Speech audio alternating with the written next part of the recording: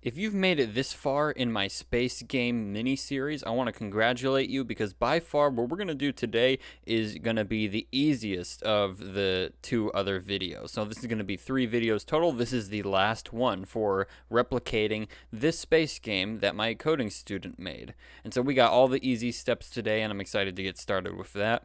So first thing that really sets our game apart from the original is the stars. So let's go ahead and add some stars. So what I'm going to do is hop over to the JavaScript file, and I'm going to create a star class. So class star. The star will not inherit from sprite because it's going to be a circle, so we really can't inherit from it. The constructor is going to take an x and a y parameter only because the radius of the circle and the color of the star are going to be constants. So const star radius is going to be like 2. And then const star color is white. So we're going to add all these variables in to our star object. So the star x variable will be x. The star y variable will be y. The radius will be the star radius. And then this dot color, the color will be star color. So the star is going to have an update function, and it's going to be very, very easy. All the star will do is it's going to be given a random position on the screen, and then once it has that position, just like my mouse is doing, it's just going to move over to the left. Once it reaches the left, it's going to wrap back around to the right, which is kind of cheating a little bit because really I should generate new stars, but it looks the same, so we're going to do it. So I'm going to create the update function. And then I'm going to, we need a speed variable as well. So this dot speed equals, and I found like 0.5 to look nice. So that will be how fast the star moves. So now I'm going to type this dot x minus equals this dot speed to make the star move. And then if this dot x is less than 0, that means we've reached all the way to the left side. We need to go to the right side. This dot x is equal to screen width. That's all the star does in updating. Now the render function is going to be a little bit harder than the normal stuff we've been doing because we got to render a circle. So when it comes to rendering lines and circles and arcs in Canvas, you have to use the begin path function. So I'm going to start with context.begin path since we're drawing a circle. Now to draw a circle, well, actually first we need to set the context's drawing color. So context.fill color is going to be the color of the star. And now we're going to use the arc function, context.arc, to draw the circle, and we're going to specify the full angle to be 0 to 360 so that instead of just an arc we get a full circle. So for the arc we're going to need to specify the center position of this arc, so that's going to be the x and y position. The radius of the arc will be the radius of the star. And now for the angle for a full circle we're going to put 0 and then math.pi times 2. So if you really don't know what that means, don't worry about it. All these two last arguments mean is we want the arc to be a full 360 degrees for a full circle. So now you finish that off with context.fill, since arc only creates the path, but it doesn't actually draw. Fill is what will draw it to the screen. And with that, the star class is already done. Let's go ahead and create the star spawner. So class star spawner, and then I'm going to create the constructor as always, and with any constructor, wow, I struggled with that. And with all our normal spawner manager classes, we're just going to have a list. So we're going to have a list of stars that starts out as empty. And unlike the asteroid manager and the bullet manager, the star spawner is going to have a fixed amount of stars to manage from the beginning of the game. So since the amount of stars is fixed, we can create a constant for the number of stars. Num stars is going to be, let's just do 200 stars for now. And also, unlike the bullet manager and the asteroid manager, which have lists that change, like the amount of asteroids in the game is constantly changing as they get deleted. The amount of bullets in the game is constantly changing. But the stars is always at 200. So since that's true, we can go ahead and create all the stars right now in the constructor. So I'm going to create a for loop that will run 200 times. Let I be start at 0. I is less than num stars, I plus plus. And now, let's go ahead and create the star. Let star be new star. And we actually need to start this star at a random x and a random y. And the random x is going to be from 0 to the width of the screen, and the y will be from 0 to the height of the screen. That's going to be, so let rand x be math.floor math.random times screen width. And now the random y. The random y is math.floor math.random times screen height. And again, if this code looks really confusing, just go ahead and watch my video on making random numbers in JavaScript, and that will clear this up for you. So now that we've generated those numbers, I'm going to type rand x and rand y so we can create the new star. And once the star is generated, we can go ahead and add it to the list. This.stars, this.stars.length equals star. Now the star spawner is going to have two more functions, update and render, and that's just going to call the update and render functions of each star individually. So update is going to use, I'm going to copy this exact for loop here, delete all the contents, and I'm just going to replace it with this.stars i.update. And I'm going to be even lazier for the render function. This time I'm going to copy the whole for loop and keep the inside, except I'm going to change update to render. And I'm not showing you this because we've done so many for loops already. You know how to do it. But that is our star spawner class right there. It creates the stars from the very beginning of its creation, and then it updates and renders each individually. So now we can go ahead and add the stars to the game. So I'm going to scroll down, and I've made the code a bit bigger here so that it's easier to see on my screen. So below the bullet manager, we're going to create the star spawner, or star manager. I'll call it that for consistency. Star manager equals new star spawner. And now in the update function, we are going to update each star, star manager.update. And in the render function, we're going to render each star. And actually, I almost made a mistake. I almost typed star manager.render here. But the thing is, if we draw the stars last, take a look at the original game. What looks nice is the asteroids are drawing over the stars. That creates the illusion that the stars are far away. And moving very slowly also helps create that illusion. But if we draw the stars up front, in front of the asteroids, it's going to look really bad. So in our code, we need to actually make sure that the star manager, the stars are the first thing we draw, and the player and bullets and asteroids all go after.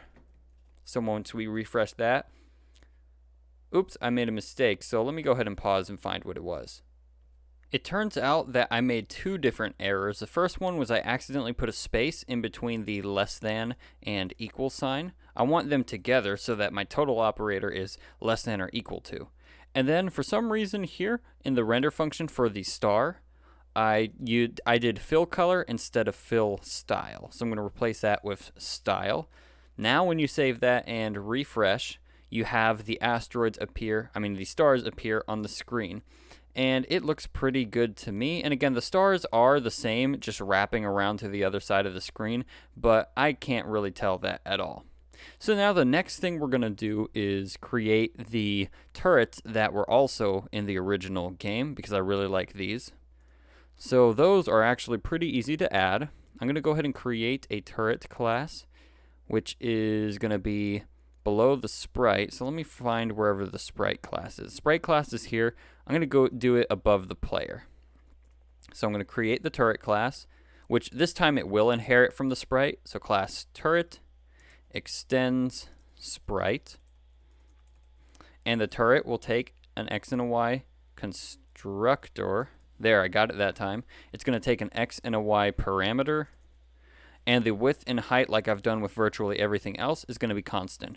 Const turret width will be 100, and then const turret height is 100. And you might wonder, why would I create two variables for the same number? Well, if I ever did want to modify one of them, I don't want to have to then change other parts of my code. I want to just change these numbers here. So now I'm going to call the, well, actually first I need to load in the turret texture, which right now the turret texture is called cannon.png.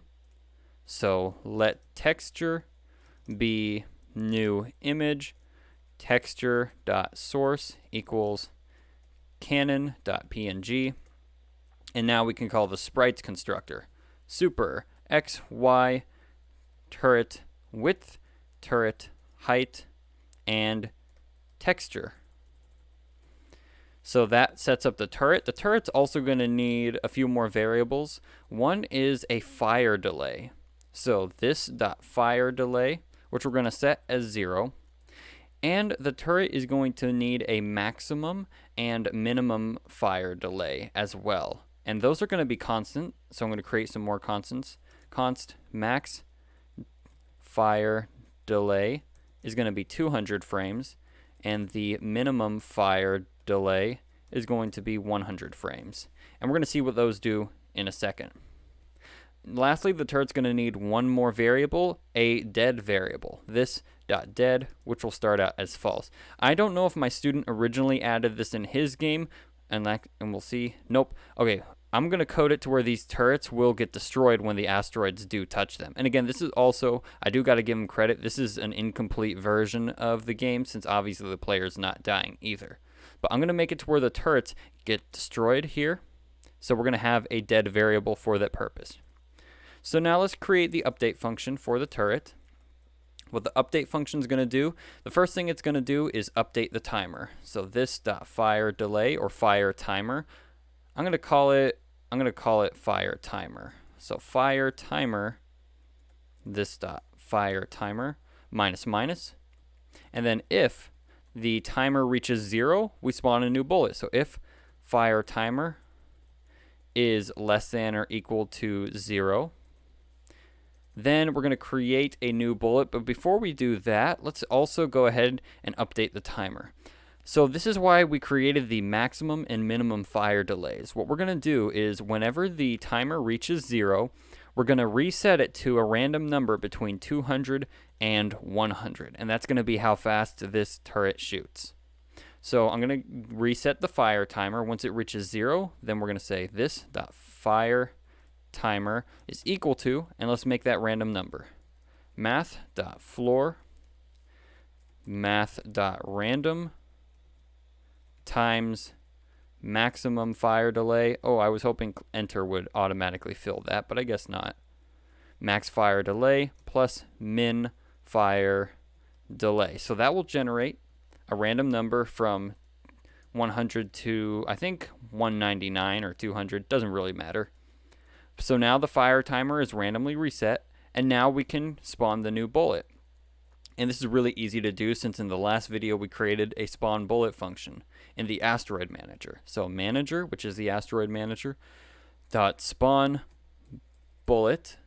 And where are we going to spawn this bullet? Well, we want to spawn it at the X position of the turret, so this dot X, and the Y position of the turret, but we're going to add the height of the turret divided by 2. That makes it look like the bullet is actually firing from the center of the turret instead of the top end. So that's good with that part. That handles the turret shooting. Now we need to make sure that the turret can check each asteroid and destroy itself if it does touch the asteroid. So for let I be 0, I is less than manager dot asteroids dot length I plus plus, or you can do manager dot count. In fact, I'm going to do manager dot count, which also represents how many asteroids there are. So now we're going to create a variable representing the current asteroid. So let asteroid be manager.asteroids I. Nope, I. And now we're going to use the collision function from the last video, which by the way works for the turret as well because the turret is just an extension of sprite. So if asteroid.collision, and then we're going to pass in the turret dimensions, this.x, this.y, this.width, this.height. If that collision result is true, then we're going to set dead to true. So this.dead equals true. And we also want to destroy the asteroid itself. So asteroid dot destroy equals true. So we want both the turret to be destroyed and the asteroid to be destroyed. By the way, if this does happen, let's go ahead and just return the function, because let's say we have 50 asteroids on the screen and we collide with the first one. There's no point in running 49 other tests if the turret is dead, so we may as well exit early. Now, before we even do anything else, let's make sure that this update function can only run if the turret is alive. So if this.dead is true, then we're going to return and end that function early. Lastly, we're going to create a render function for the turret, and you might wonder why, since the sprite has a render function. Well, this render function is just going to prevent the turret from drawing if it's already dead.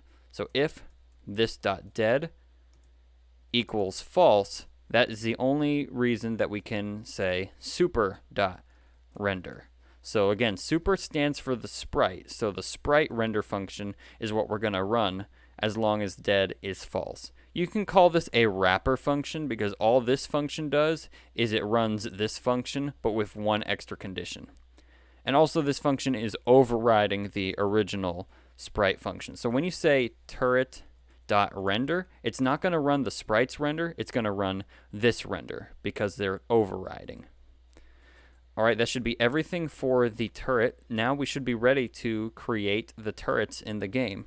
So below the star manager, I'm just going to create the turrets. So var turret1 is new turret, which will be add an x of 0 and y of, say, 25. I'm going to click Control D to copy the line, and I'm going to change that to T2. X will stay the same, but this time the y will be 150. I'm going to click Control D again. So I'm going to change it to turret 3. This time the y will be 275. And really these numbers I'm mostly guessing, and you can tweak them however you would like. Finally, this last one is going to be, I think, 400. I don't know what pattern I'm going with. There we go. So 4 new turrets have been created. And by the way, I am going to do 4 separate variables because since there will never be more than 4 turrets, I don't see a point in creating a list for them and using a for loop to update them one by one if there's only going to be 4 iterations of that for loop. So that's why I'm doing the turrets separately. So inside the update function for our main game, we're going to update each one. T1.update, and then I'm going to copy that a few more times. T2.update, T3.update, and T4.update. Now in the render function, I'm going to type T1.render, copy that, and now we're going to do T2.render, T3.render, and T4.render. So I'm going to save that and refresh. And we now have, wow, actually, I was mostly guessing with those numbers, but it turned out really nice, the placement of the ships. So now the ships are there. It seems like there's a bug, though. It doesn't seem like they are firing at all. So let's go check out that turret fire bullet function and make sure that's happening. So right here, dead isn't true. I'm going to go ahead and pause the video and figure out why the bullets aren't spawning. So I accidentally, instead of saying bullet manager.spawn bullet, I did manager.spawn bullet. And the manager was the asteroid manager. That's a really bad name. I remember naming it manager because I didn't think we'd have multiple ones, but we have a whole bunch of managers. We have a star manager, asteroid manager, bullet manager. So looking back, I would have changed that, but for now I'm going to leave it the same. And I'm just going to change this from manager to bullet manager. And now you'll see when you refresh, they all fire at the same time at the beginning because we set the timer to 0. And the bullets do work against the asteroids. And now they are firing at their own rates and demolishing the asteroids. Let's make sure that they don't all fire at the same time right at the beginning, because I don't really like that. So instead of starting the fire timer at 0, let's go ahead and just start it as this random number here. So I'm going to copy that and paste it. And I say this random number, this is going to be a different number every single frame. So it's not a random number, but it's random number code. So now let me refresh that, and they should fire. Yep, this one first, second, third, fourth. Yep, so we are all good there. Now they are all firing totally randomly. By the way, you may have noticed by now that the asteroids are kind of shaped kind of weird, and that's because you didn't code it that way from the last video, but since the last video, I modified the texture of the asteroid so that there would be no excess space on it. So let's go ahead and fix the asteroid shape. So I'm going to find the asteroid, and right here we set the asteroid's width to be 100. I'm going to set the height to be 80 instead. So when I refresh that, and that looks pretty good for the asteroid. That looks better. So now what we're going to do is, we're almost done with this, but what we're also going to do is add this wave counter, which, by the way, I'm going to refresh the screen. The wave starts at, well, I'm going to start it at 1. Again, this is an old copy of this game. It wasn't fully finished here. But I'm going to start the wave at 1, and as the waves progress, the asteroids are going to spawn at a faster and faster rate. Well, this is really easy for us to control because remember, in the asteroid manager, we have a variable for the spawn delay, and it's set to 100 milliseconds, or actually 100 frames. But if we constantly take a little bit away from this delay, then the asteroids are going to spawn faster and faster. So that's what we're going to do. Let's go ahead and create a wave counter. So I'm going to go to the HTML file, and below our game over icon, I'm going to add another paragraph. So P, and it's going to have the word wave in it, and I'm going to close the paragraph tag, but we want to insert a number right here. So that's where I'm going to add a span tag. So span ID equals wave display, and then I'm going to close that span tag, so /span. So span, if you've never used it in HTML, it's a really easy way of inserting things into your HTML. So I have this paragraph element with the word wave, and I want to insert whatever number after that wave. Well, that's what the span is going to be used for. And I could have just used another paragraph tag, but that's really not what paragraphs are for. Span is supposed to go inside of things like this. So now that we have that, I'm going to go ahead and create a variable representing the span tag. I'm going to type var span, or actually wave display equals document.get element by ID wave display. And now we're also going to need a wave count, which I'm going to start wave count as 0, but we're immediately going to turn it to 1, as you'll see in a second. So I'm going to create a function that will, every certain amount of seconds, decrease the asteroid manager's spawn delay so that the asteroids can spawn faster and faster. And that same function is going to update the wave count. So let's write that function. I'm going to do it way down here, and I'm going to do it above update. I'm going to call it function update wave. And so here's what we're going to do.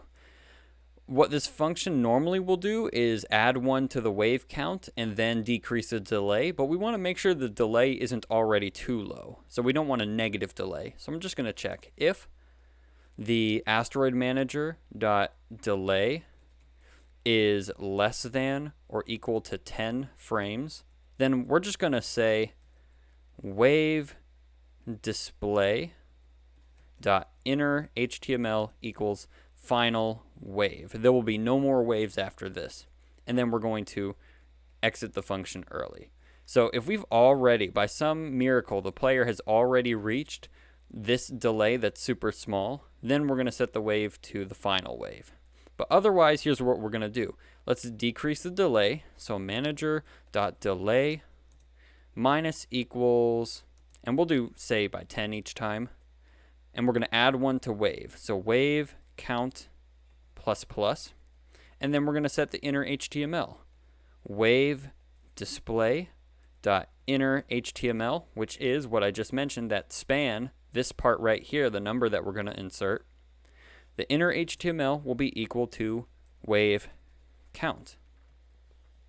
And by the way, this is why I started the wave variable at 0 up here, because we're immediately going to call this function and set it to 1. The last thing this function is going to do is it needs to set the amount of time before this function runs again. So I'm going to use the set timeout function. Set timeout. This function takes two parameters. One is what function you're going to delay. So I'm actually going to delay this function here. Update wave.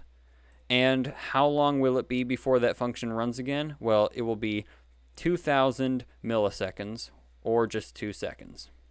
This is kind of like recursion. Recursion is where you have a function that calls itself, except this is like delayed recursion. We're calling this function 2 seconds later.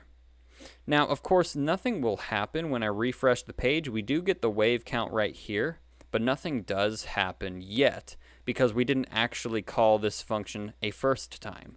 So I'm just going to go do that. I'm going to call update wave to turn the wave from 0 to 1, and that will start this timer. To make sure it's happening, I'm going to add a log statement, console.log wave update, just to make sure it's happening.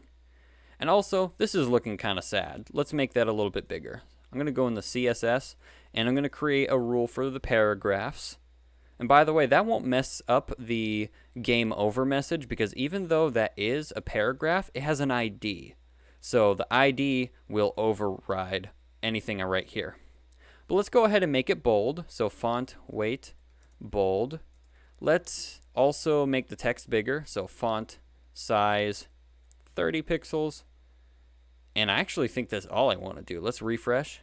In fact, that's good enough for me. And you can see that the wave count is increasing here. Now, what I'm going to do is I'm going to pause the video and let the wave count increase so you can see that the asteroids are actually spawning faster. Okay, I didn't actually need to pause all that soon. You can immediately see that the asteroids are spawning really fast. Now, that's because we only set the wave update to be 2 seconds. But really, we should update the wave maybe every 10 to 15 seconds. So I'm going to change this to 15,000, which will be 15 seconds there. And we know that the final wave part works because we got the message final wave. And now our game is basically over. We have all the mechanics. Let's just put icing on the cake. Let's change the background color of the website to be gray. So background color gray. I'm going to refresh. And it is gray now. And we're going to add sound effects as the very last thing that we will do. So adding sound effects is really easy. I'm just going to go and in the spawn bullet function, where's the spawn bullet function? Where is the spawn bullet function? It is in the bullet manager. Spawn bullet, here it is. So what we're going to do is every single time we spawn a bullet, we're also going to play a sound. So let the sound be new audio. And in the constructor for the audio, you're going to put the name of the file, which the file is laser.mp3. So I'm going to add in quotes, laser.mp3, and that will load the audio, and then we're going to play it, sound.play. And now I'm going to turn down my audio so it doesn't blast out my ears. I'm going to refresh. And we get that wonderful sound effect for the lasers. And what better yet, it even works for all of the turrets here. And that is the end of my space game mini-series. Thank you very much for watching, and thank you to my coding student who gave me this idea. I hope you guys enjoyed making this game.